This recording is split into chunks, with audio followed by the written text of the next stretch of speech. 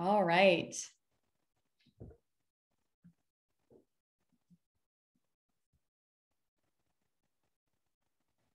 Welcome, everybody. I see people coming in, rolling into Zoom. Welcome.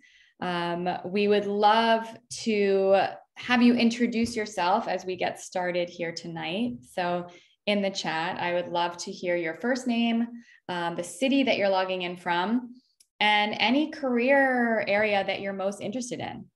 Maybe that's data analytics or Salesforce or sales.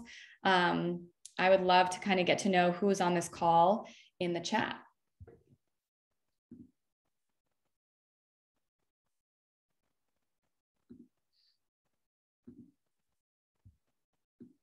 And as you are in the chat, you're going to want to make sure that you are chatting to either everyone or all panelists and attendees. It depends on what version of Zoom you have.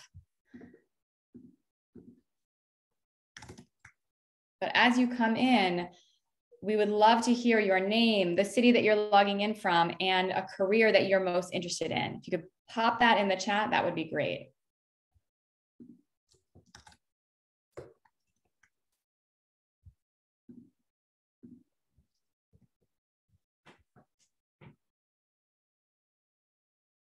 Great. So we're going to give it about 20 more seconds, and then we're going to get started. So just make sure in your chat that you have your settings set to everyone or all panelists and attendees so that when you post in the chat, everybody can see what you're saying.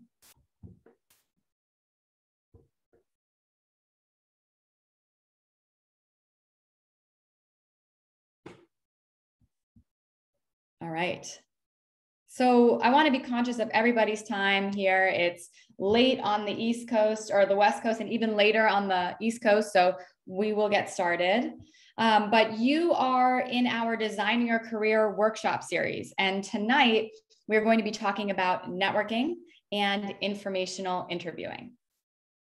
So some logistics as we get started. You are welcome to ask questions throughout this session. And you can do so using the Q&A button that's at the bottom of your screen. We would prefer that you put all questions in the Q&A and not in the chat. We will also answer these questions live at the very end, and a recording for today will be sent to you after the session. Okay, so who are you speaking with? Well, my name is Lauren Pizer. I am a co-founder and VP of Learning Experience at PAStream, and I am joined by my colleague, Amy, who is the VP of Career Services, and she will be here with me throughout the session and at the very end to help answer questions. All right, so what is our goal today? We are here to equip you with the skills and the confidence that's needed to successfully conduct informational interviews, which is one of the absolute most popular forms of networking. And it's so popular that between 50 and 80% of jobs today are filled through networking. So this is a really critical skill for you to know in your job search. And we're going to go through the ins and outs today. So we're going to go through what an informational interview is, because there's a lot of confusion about what it is and what it isn't. We're going to go through a step-by-step process for conducting informational interviews. And then we're going to talk a little bit about rejection and do a Q&A. So what is an informational interview? Let's dive right in. So it is a 20-minute conversation with a professional to learn about their journey, to learn about advice that they may have for somebody with your goals. It's really a rapid test that is used to gather data on a role or an industry or a company. So in these 20-minute conversations with professionals where you're getting advice and you're learning, you might ask questions like, what is your day-to-day like? How did you get into this kind of a role? What's it like to work at your company? And importantly, you're going to ask, hey, what advice do you have for me? An informational interview is really an opportunity to learn. It's not a conversation where you ask for a job. And so this is a really big misconception. A lot of people feel really uncomfortable with this concept of talking to strangers because they think that they have to ask for a job. But informational interviews are not about asking for a job at all. They're really about building relationships with people. And these relationships might turn into job opportunities down the road, but that's not how they start. It's also an opportunity to create a network of people that you can go back to throughout your career, right? Everybody gives the advice when you're looking for a job to build a network, right? This is how you do that. They're also a way to help others, right? Networking and informational interviews is a two-way street. One day, these people that you connect with may come to you for help and advice. So it's really an opportunity where you can one day be useful to other people as well.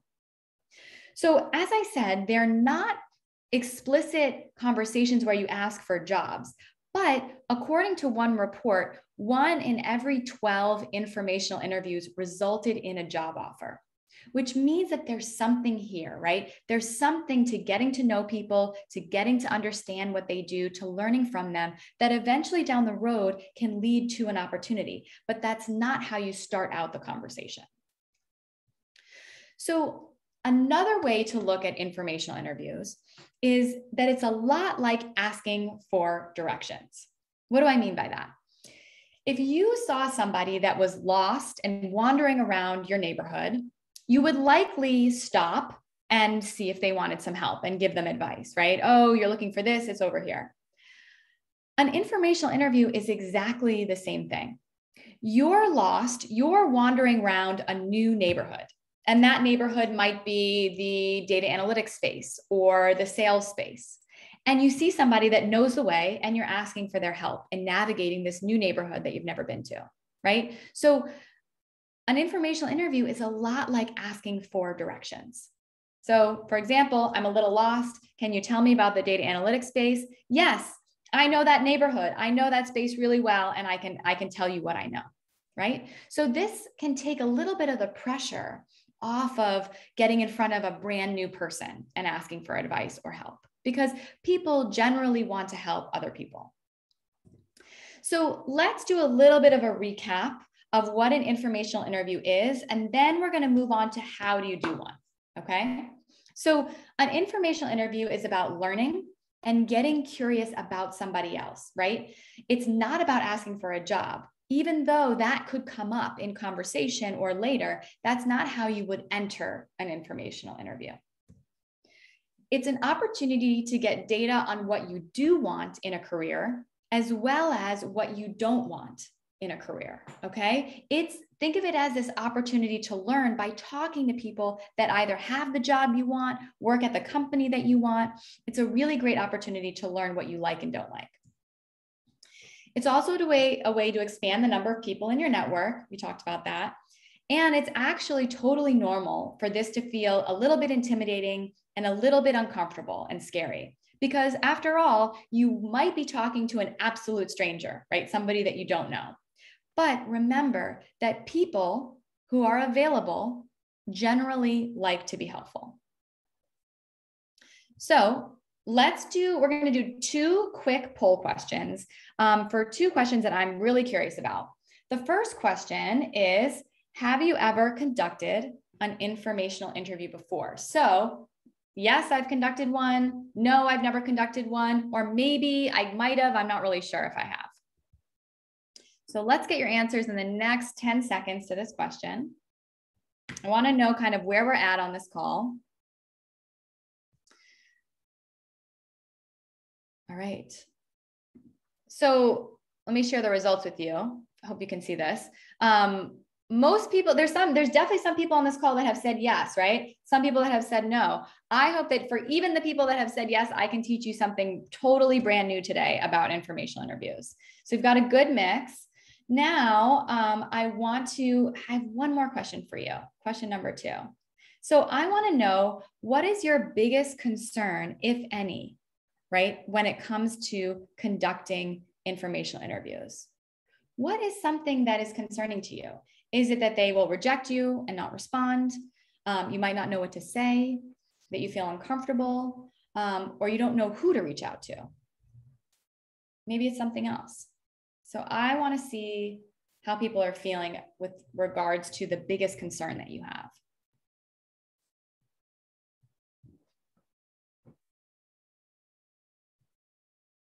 Okay. So we've got a lot of things going on. One, it seems like the winner here, just by a little bit, is that you feel uncomfortable reaching out to people with a request. That is totally normal. We just talked a little bit about that. But I'm going to show you a very clear way of doing this, a very step-by-step process that will hopefully decrease some of that discomfort so that you're really feeling like this is something that you can do and you have all the tools to do it. So let's move on. We are going to go through the steps of conducting an informational interview. And I'm going to share a lot of information, including some templates that you can use. And I promise, will get a recording of this afterwards, so you'll be able to access all of this later as well. But the first step in conducting an informational interview is figuring out who you even want to talk to, right? So the goal here is to identify a list of people that you want to learn from. And these could be people that hold the job that you're interested in. Maybe they work in the industry that you want to break into, or even at the company or companies that you're interested in potentially working for. So some of these people you probably already know, right? They could be friends or former coworkers or people that you met at a networking event, and that's great. Those people are what we call warm connections. There might also be people, that you may not know at all. And those are what we call cold connections. And that is what makes people feel the most uncomfortable. But we're going to talk about how you talk to both of those people. And you'll want to tailor your email request depending on whether it's a warm or a cold email. But this presentation is going to go through both types of connections. So how do you actually identify people to interview? Okay. There's a couple of ways you can do that. The first thing that you want to do is identify people in the job title that you're interested in getting. Okay. And maybe there's multiple job titles that you're interested in. Great. So you're going to want to look and see who former coworkers, managers, friends of friends, LinkedIn connections that actually hold a job title that you are interested in. You should also, for this process, LinkedIn is your absolute best friend.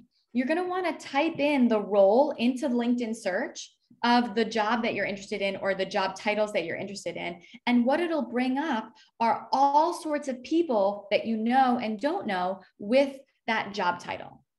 And you can start going through their profiles and filtering people and taking a look and seeing, okay, there's a couple people on this list that I want to talk to, right? You can filter by geography, you can filter by education. There's so many things you can do with the search function on LinkedIn. So that's really one of the best ways to identify people. You also want to identify people that work at a company or work in an industry that you're interested in, right? Like the project management space. And there are a couple of ways you can do that. You could look up a company's profile on LinkedIn. Like I just mentioned, you would just type in the company's name on LinkedIn, and the list of all the employees that work there will come up. And you can look through and say, oh, I'm going to talk to the project managers that work at Slack or the project managers that work at Target. And you can start to identify some of those people. You can also go directly to a company's website and find the people that work there and pick up some names that way. But your goal is to get a list of a handful of people that you want to talk to. Once you've got that list, some of people you know, some people you don't know, it's time for you to research that person, okay? And here's what I mean by that.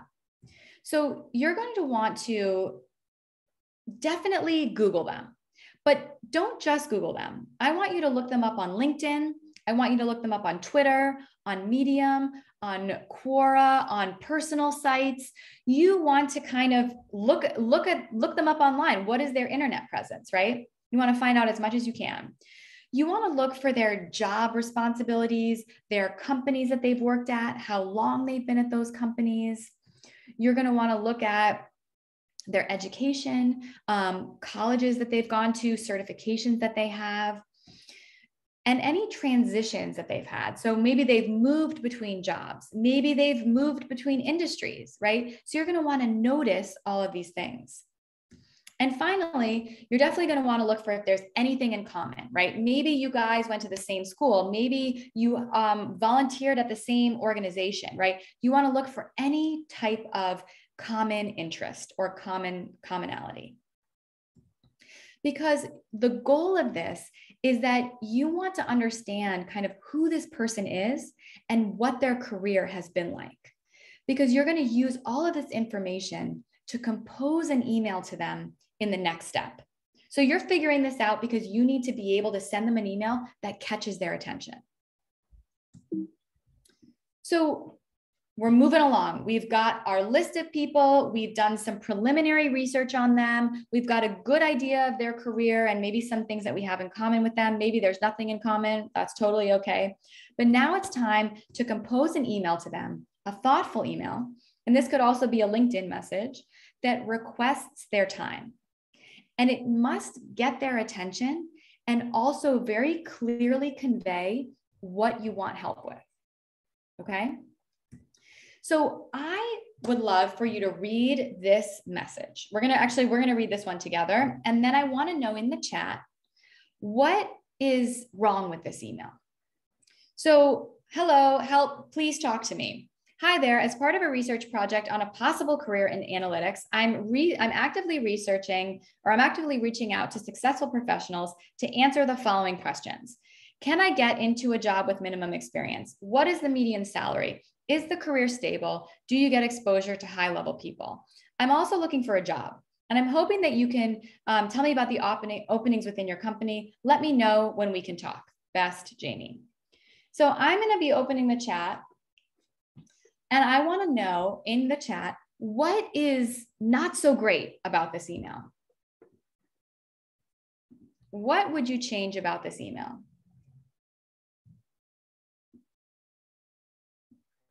Yes, Grant, absolutely, asking for a job. It's a little bit impersonal. Yes, Mary Margaret, it's asking for a job. What else we got?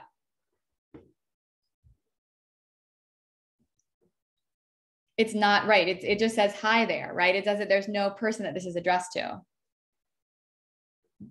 There's not a lot of research that's been done on this person, right? It's asking and not showing anything, right? It's asking for help, but not saying anything about who Jamie is, right? And yes, Mary Margaret, the subject line is totally dramatic. So let me tell you what I think is wrong with this email.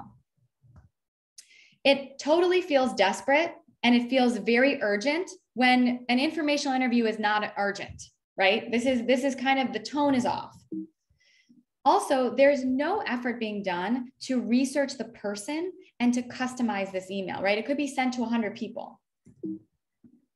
There's no introduction or explanation of why this person should care to talk to Jamie. There's misspellings. There's an unthoughtful set of questions in here. So this is the biggest one, I think, in my mind. These questions, I could Google these questions and find them out. Why do I need to talk to this person to figure these questions out, right? So these are not great questions.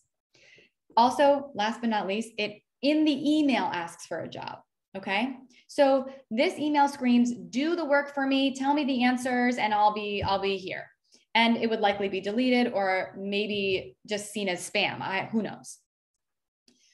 So really quickly, I want to tell you the reason why you don't ask for a job in an informational interview, either on the call or in the email that you send. And it's a very interesting one, in my opinion, because if somebody sends an email where they're looking for a job and the person on the receiving end doesn't have any jobs available, they'll think that that's all that you want, and they likely will not even respond to your email because they can't help you. They don't have any jobs, right?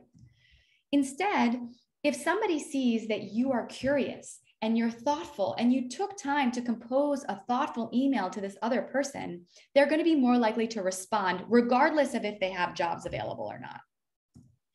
Because, and interestingly, job hunting can come up in these conversations. It will probably naturally come up on a call with somebody, but you don't need to intentionally take the conversation there. So there's one exception to this rule. So that is if the person you're emailing, if you know them really well, like they're a friend, they're an old contact or something like that, you don't have to go through this process. You can just say, hey, I saw this job was posted on your company's website. Can you tell me a little bit more about it and how I can apply?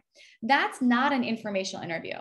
That's just a request to talk to somebody. So remember that informational interviews are really for people that you don't know and don't have a relationship with, and you want to learn from and better understand what they do.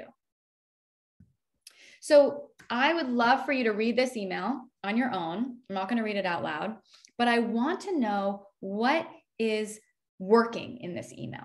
What do we like about this email? And I want to see that and hear that in the chat. What is working about this email?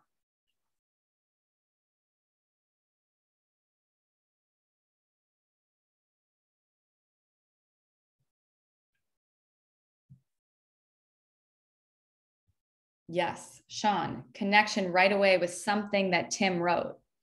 Much more friendly, much more personable, much more specific, right? My name is Jamie. I'm a current student in this certificate program.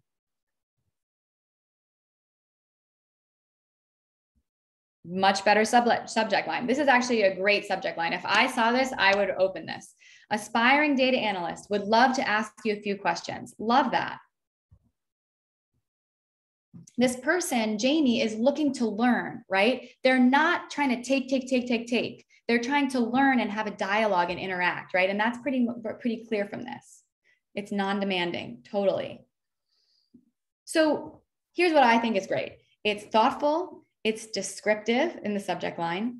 There's a very clear description of how Jamie found Tim and what Jamie is looking for. There's also Jamie introduces themselves, right? And why they're reaching out. It's also got a very single, clear request for 20 minutes of a time to chat. And there's also no mention of a job. So the bottom line here is that this email is intentionally designed. It's based on research that Jamie did about Tim, and it reflects the curiosity and the desire to learn that Jamie has, right? This does not feel spammy. I'm telling you right now, if I got this email, I would read it. I would think that this person is a thoughtful person. I'm so flattered that they looked me up online and they read about me. This would be an A+ email that I would 100% respond to. So one of the things that is really hard for people, and this has to do with the uncomfortableness, right, of what this can feel like sometimes, is how do you start an email with somebody that you don't know? That's an awkward thing, right? So there's a couple of ways that I want to share with you that you can do this. The first way is to find common ground. Now, you won't always be able to do this, but sometimes you can. And you might say, hey, I noticed we both grew up in Queens, New York, and I'd love to talk to you, right? I noticed that we both volunteered. I noticed that we're both connected to this other person. I met this person at a conference. How do you know this person, right? There are ways that you would find common ground and put that front and center in your email. Another thing you can do is emphasize shared goals with the other person. So for example, I'm trying to make a career change from HR. I noticed on your LinkedIn that you also shifted industries at one point. I'm really passionate about social impact organizations and noticed that you've worked at many nonprofits as well. So this is finding something about their background that resonates with you, that you want to put front and center on that email. Another thing you can do is reference something that this person or their company has accomplished. That was the example with Tim, right? Jamie said, I recently read this article, blah, blah, blah. So there could be a podcast that this person was on, or that their company was on. Maybe they wrote an article. Maybe they just put something on LinkedIn, right? So it can be something small, right? This might not always be a thing you can use, but if it's there, you should definitely use it.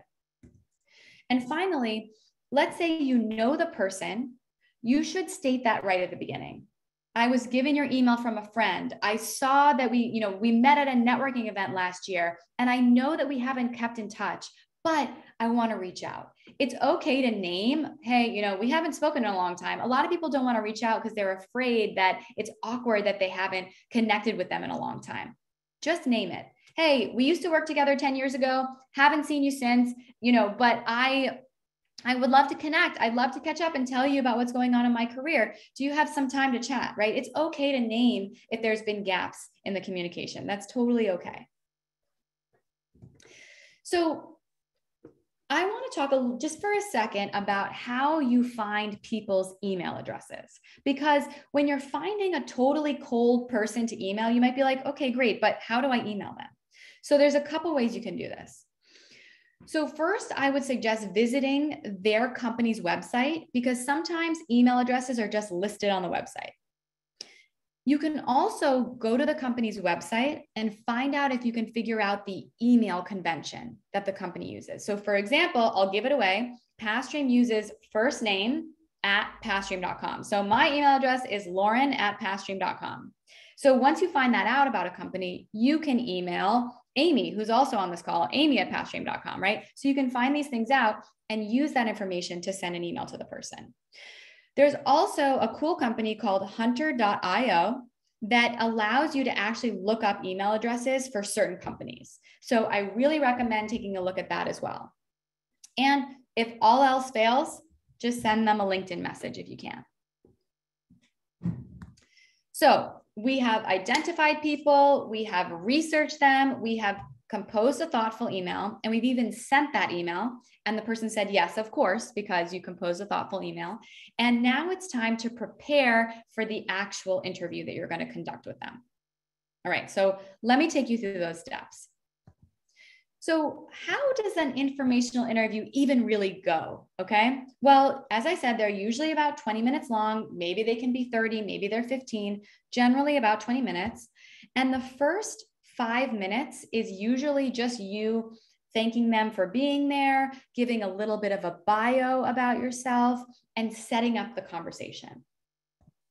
The next 10 minutes or so are you asking questions. You are the one that scheduled this call, so you take the lead. You're going to be asking them questions to learn about their job, about their story, about their journey. And then in the last 5 minutes, you're going to thank them, talk about next steps, and then you're going to ask one really important question that I'm going to share in a couple minutes. So usually this is 20 minutes. And the goal is really for you to design a thoughtful conversation with this person, because you are the one leading the meeting. So this isn't where you get on the phone and just expect them to talk for 20 minutes. You are the facilitator of this phone call. So you want to ask them questions about the industry, around their role, because this is your turn to learn. So that they're going to become the most interesting subject you can possibly meet. And your job is to ask them questions to learn about their career. You want to ask questions that are open-ended, not do you like your job or do you not like your job? And you want to make that person that you're talking to feel valued, right? That is really the key. So let me take you through exactly what I would say in one of these calls. So I get on the phone with somebody and I would start by expressing gratitude. I would say, thank you so much for taking time out of your busy day to chat with me. I'm hoping to make a career change from finance into data analytics, and I've been learning from people that may have some advice for me on this transition. As a bit of context, I recently completed a certificate program, or I recently taught myself something online. And for the past 5 years, I've been working in blank field, hoping to become a data analyst after this program. I've done research on data analytics, and I've also looked into your background. And I'm really excited to hear about your journey from X to where they are today. And I know I can learn a lot from you. So I came prepared with questions. Can I jump right in? I promise you, you can copy this and you can literally say this in an informational interview and it will work every time. Because you're thanking them, you're setting the stage, you're setting the scene, right? You're taking ownership of the call. The next thing you're going to want to do is you're going to start diving into your questions. And here are a couple of example questions that you could ask. I'd like to hear the story of how you went from blank to blank. Is there a typical day at work for you? What's it like? Can you tell me about a challenge that you've been facing at work? What is an exciting project that you're working on? So these are some examples of questions that you can ask to really understand what they do. Because remember, the goal is for you to understand, do I like this? Is this a fit for me, for my career? Do I like working at the small company that he works at? Do I like working at the large company that she works at? What do I like, right? So this is for you to learn. And then you also want to ask some questions that get their advice. This is really important. I know, is there something that you wish you had known when you were starting out in the industry like me? What's the best advice you'd give to someone that's interested in this field? Are there books that you read? Are there podcasts that you listen to, right? So you want to move into some questions about advice. And then the very last thing you want to do is I want you to ask a final question, which is, if you were me, who would you talk to next? So this is a really, really good question, and something that helps the other person to give you literal names of people that you can reach out to next. So you might have a list of people that you're going to interview, but your actual informational interviews will generate more people to talk to. So at the end of every interview, you want to make sure to say, if you were me, who would you talk to next? And then you can always say, hey, would you feel comfortable connecting me with that person? Right? So that's how you get your next interview. Then wrap up, thank you, hop off the call. Okay. So let's do a little bit of a practice activity. I am going to put a LinkedIn profile in the chat. Okay. And what I want you to do here, let me get the instructions out. I want you to figure out one question that you would ask this person. Okay. If you were on an informational interview with them. Just give me a second to pull this. So I'm putting it in the chat right now. And I want you to come up with one question that you would ask Veronica. And it's okay if somebody else asks the same question in the chat. Just go through the activity of choosing one question to ask Veronica in an informational interview. And I'll take a look at the chat in a minute.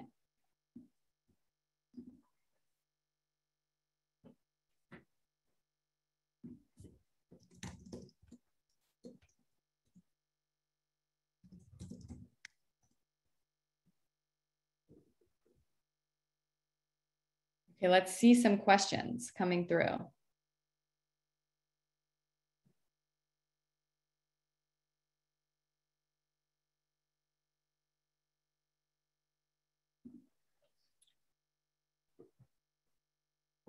So what would you ask Veronica in a 20-minute informational interview?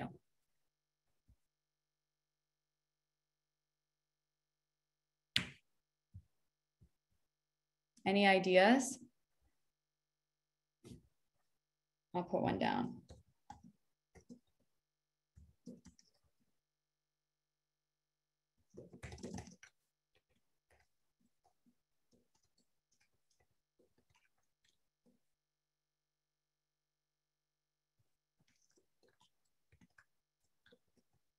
I just wrote one in the chat, but I would want to ask Veronica, how did you transition from a gap year program to PAStream, which is another type of a higher ed program, right? I'd want to ask that question.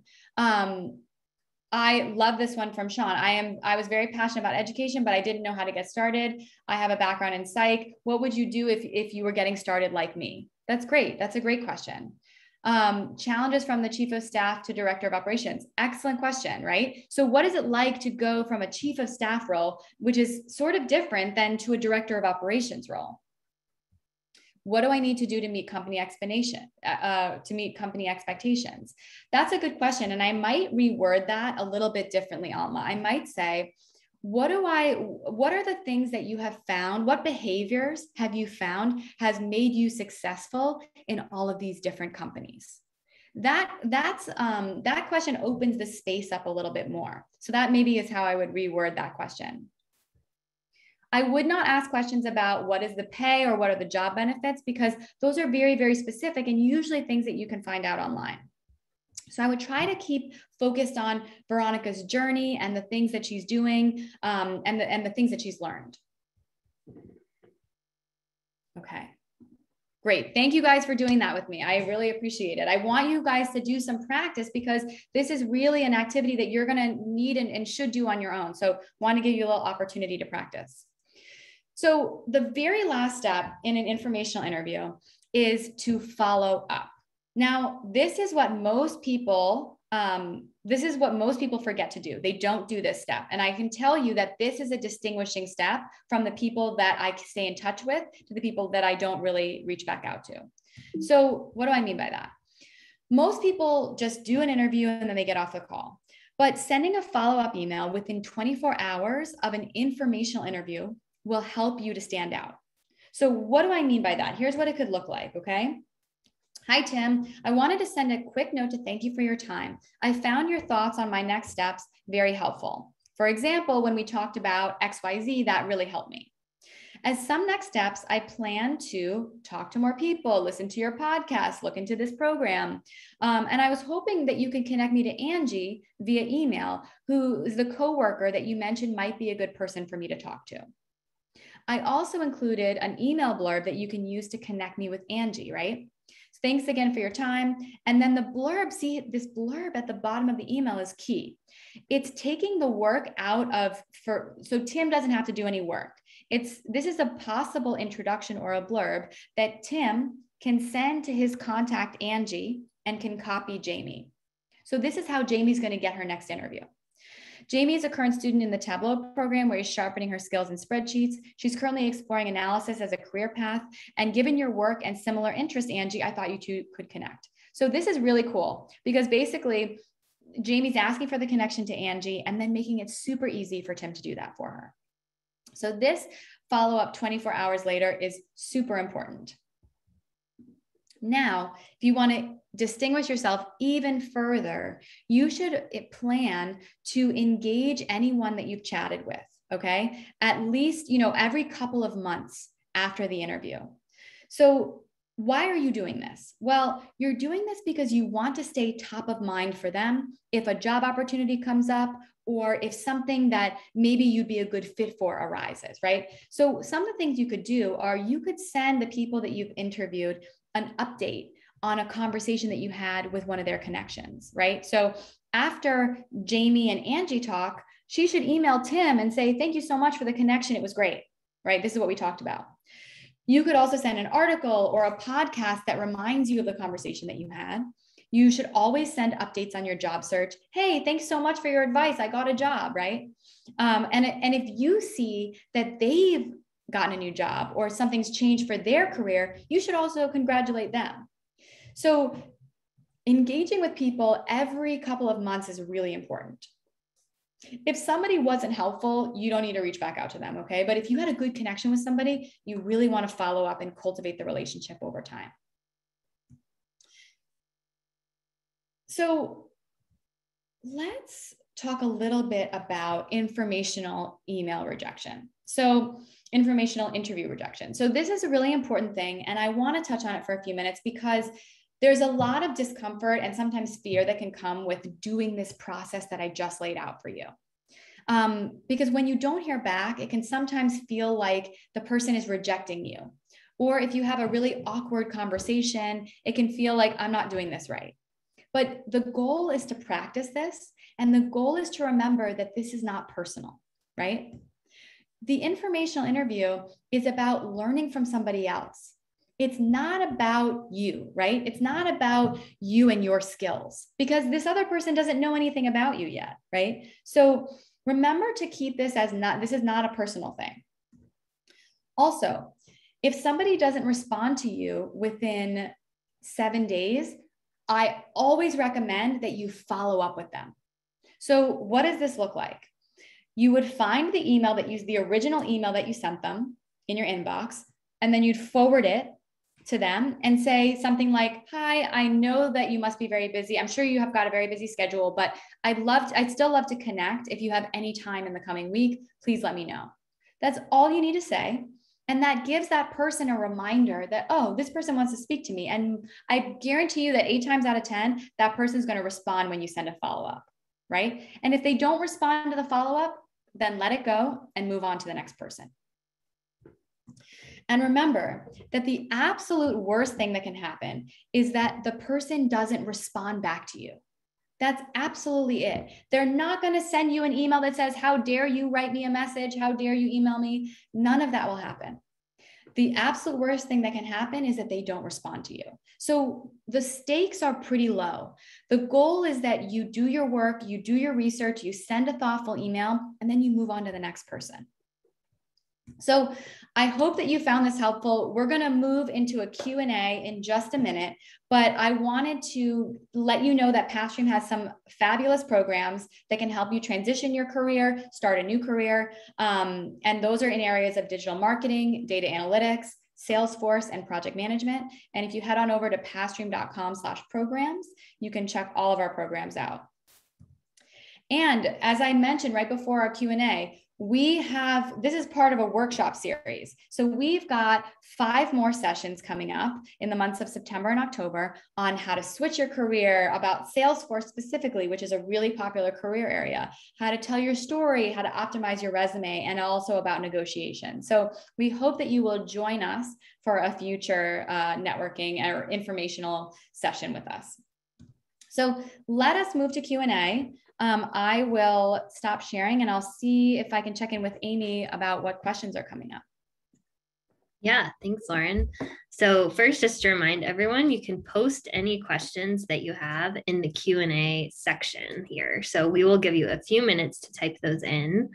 But one question that had come up before was just someone that said, they have trouble establishing new connections and relationships because they get nervous and they don't want to look like they're using people. So any suggestions on how to approach new contacts if you're reaching out for the first time?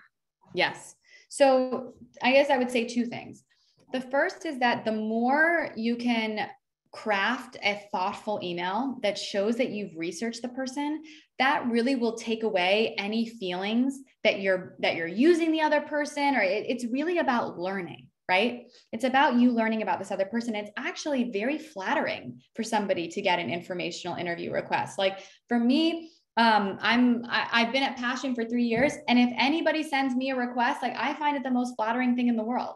So remember that you should reframe this as something that's uncomfortable to something that's really actually flattering for the person. Because I always like to say this, everybody's favorite subject is themselves. So you basically give people an opportunity to talk about themselves, and people generally love doing that.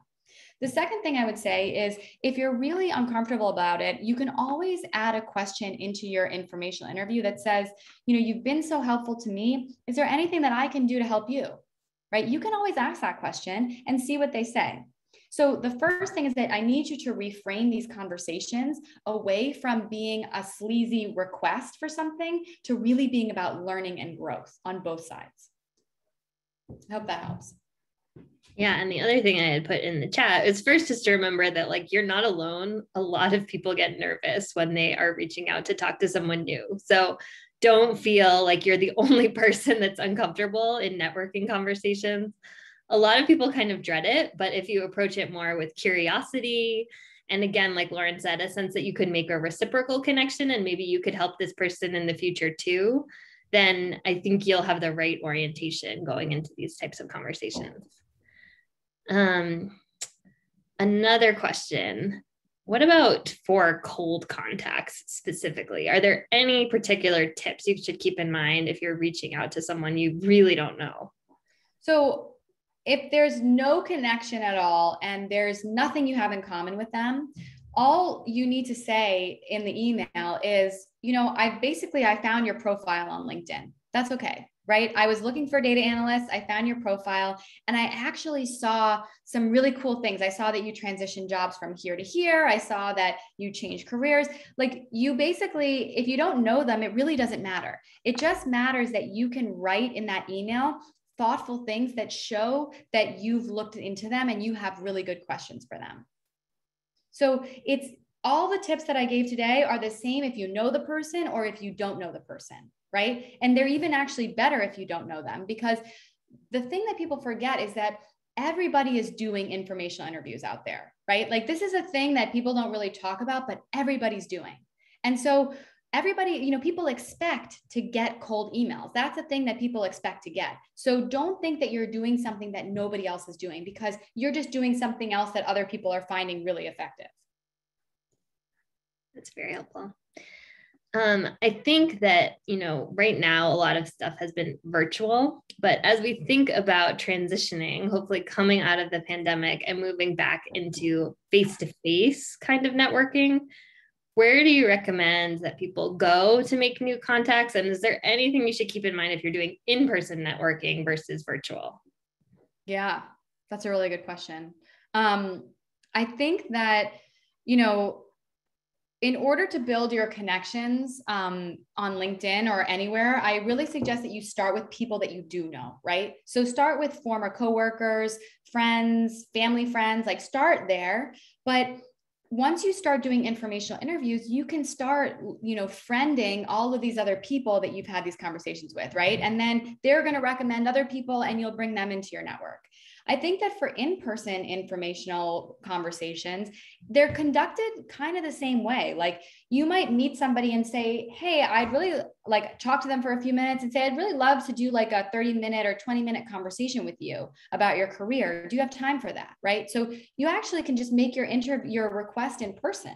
And that can be really effective. But I think we're all going back to in-person networking, and it's probably going to be a little bit different than it was, a year and a half ago. So we're all kind of figuring it out together. But remember that people genuinely want to be helpful. And if they can be helpful, they usually will say yes. Amy, do you have anything to add to that? I mean, the only other specific places I would potentially look, and these could be for either virtual events or in-person events, are one site is called meetup.com. I'm sure you've seen it before, but you can search for very specific kind of industry events. So for example, you could look for Python events, and there's meetups usually of people that are using Python for data analytics. And you can go to these and hear a guest speaker and meet other people who are already working in the field. So that can be a great way to find these kind of niche communities that are already in the career fields where you're trying to enter, and just connect with people through that. So use that meetup platform to find in-person events in your city or virtual ones. The other thing that can be helpful is looking at industry-specific conferences.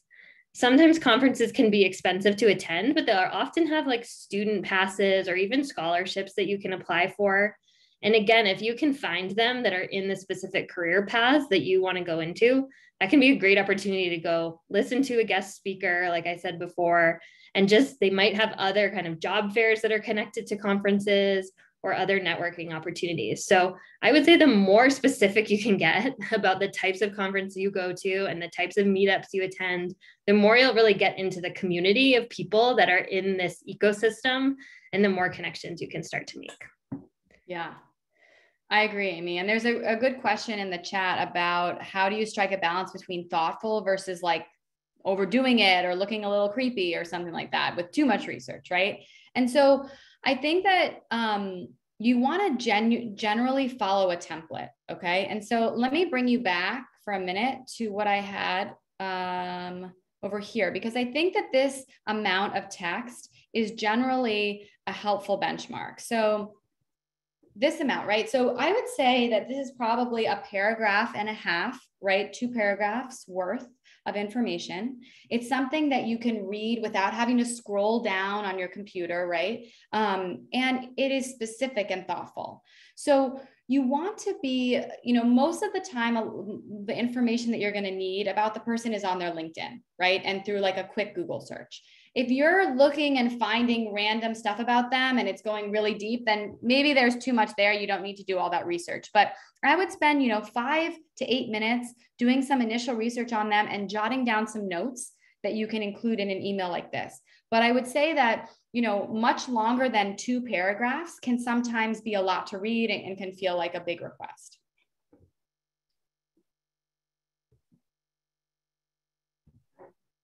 That's really smart. And I think, and I've had people reach out to me in the past, like Lauren mentioned, sometimes people have listened to podcast interviews that I've done or articles that I've written that are online. And so they have very specific questions rather than like kind of generic ones. And that means we can really jump into a substantive conversation. So it's not just kind of generally like, tell me about yourself, where I could take that in so many different directions.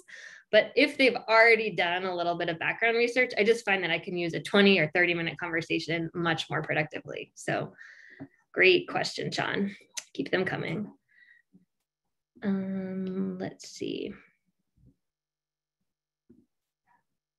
Please feel free if you have other questions to add them in this Q&A box. And I believe you can submit a question anonymously if you kind of want to lay low. This is the time to ask questions. We are here to answer them. So no question is too big or too small. And the other thing I'll point out is that someone had asked before what questions are recommended to ask people when you're reaching out. And Lauren provided some great examples in this presentation. And then I've also linked to 2 other articles, one from Harvard and one from Indeed, on some of their question examples. So feel free to use all of these resources as you think about how you'd want to approach an informational interview. Yes. So here's some examples of questions you can ask about somebody's career or their role. And the more research you do, the more specific these questions will be, right? Some of these might be even too broad depending on the amount of research that you do. And then here's some questions about advice, right? Is there something that you wish you'd known? What are you reading? What are you listening to? Looks like Sean put another good question in the chat. For follow-ups, how do you ask them to share new contacts in ways that are appropriate? So I generally would recommend that you work that question into the interview, right? And you, as the last question that you ask, you say, hey, is there anybody that I can talk to in your network that might also help me clarify my next steps, right? So right then and there, you're going to get that question answered. And you can follow up via email and ask, hey, you can either say, can I have, that person's email address, or would you feel comfortable connecting us yourself, right? Usually what'll happen is the person will connect you themselves to this other person. And so you can just kind of send them a reminder, write that blurb about yourself so that you can make it easier. But then usually that connection will be formed by the person that you talk to. This is also a good opportunity if you know a specific company that you're looking at a job and you want to get hired, even if that particular person doesn't work at that company, you could research their LinkedIn contacts in advance and see if they know anyone that works there, and then have a very specific ask of saying, hey, I'm really interested in this job posting that I found at Accenture. I saw that on LinkedIn, you're connected to 3 people that work there. Do you know any of them closely enough that you think it would make sense for me to do an informational interview with them? So again, the name of the game here is research and preparation. And the more you can have in terms of like specific asks, the more someone is usually able to help you. That said, you can also just generally ask if they know anyone else that would be useful. But again, if you can do preparation, that just makes it a lot easier for the other person too. That's a really good point, Amy. I love that idea of like having already done the research to kind of look through and say, oh yeah, they know people at this company and I'd love to talk to that people that work there. Yeah. And sometimes people might not be comfortable because they might be like, actually, I don't really know that person that well. I'm just connected on LinkedIn. So Don't take it personally if they're not immediately open. Sometimes when people ask me that question, I kind of hedge a little bit and I'm like, I have to think about it because I might not have someone on the spot that I like can really think of that would be helpful to you. But I usually follow up by email. So don't get discouraged, even if someone doesn't have someone right on the tip of their tongue that they want to connect you to. It might still be percolating in the back of their mind. And then they, think of someone and they'll make that introduction later. So sometimes the results of networking are not going to happen overnight, but eventually the more you keep reaching out and building these connections, the more it pans out in the long run.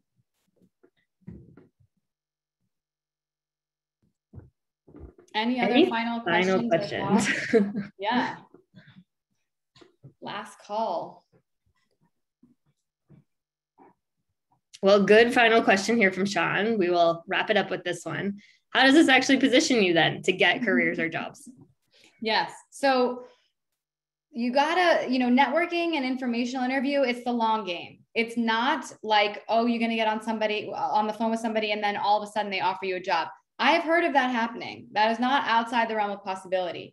But the goal here is that you take the long road, right? And you build relationships with these people so that when they see a job that crosses their desk that's looking for your skill set, they will think of you, right? Because most jobs are gotten through connections, through people knowing people. Sometimes jobs don't even get posted, right? So the goal here is that you create a network of people around you that can tell you about exciting opportunities and jobs, and they can recommend you and think of you, right? And there are crazier things have happened than getting a job offer right on the spot in an informational interview. So it's a whole range of things that can happen, but these are really setting you up to be exposed to lots of different opportunities.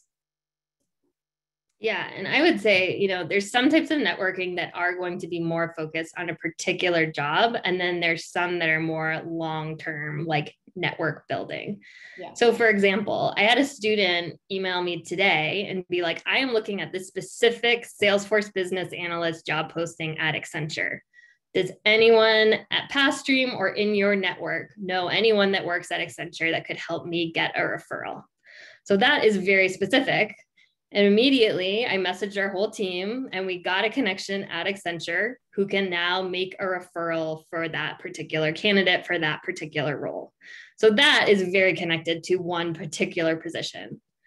Then there's also, like Lauren said, the kind of long-term networking that just comes through building relationships, and that can materialize when you need your next opportunity. And I told this in another presentation, but the way I got this role at Pathstream was that I had kind of had a longer term relationship with Lauren and Eleanor, our CEO. We had done a few things together and had conversations. And then the next time I was looking for a job, I knew that I really liked these people. I really liked what they were building. And so we reached out and had a conversation. Again, it wasn't a job that was posted, but through those kinds of conversations, eventually we figured out that there could be a role in a position. So you can think of it as like there are short time horizons and ways you can reach out very specifically about one particular job. And then there's also long-term relationships you're trying to build so that your professional trajectory can, you know, have a lot of different options when you're looking for that next opportunity. Right. That's a great answer, Amy. Thank you. Yeah, thank you. Yeah, so Sean, there are more webinars recorded for you. Let me show you where they are. If you go to youtube.com/Pathstream, you can watch the recordings and see other Pathstream resources that we have there. And also, just so you know, if you become a Pathstream student, these are the types of workshops we put on. This is the type of support that we provide you. So this is really a part of what we do as an education provider. But it has been an absolute pleasure to be with all of you here today. And I really hope to see you in an upcoming webinar sometime soon. So have a wonderful night and thank you for all of your time and attention. Thank you all. Good night, everybody. Bye-bye.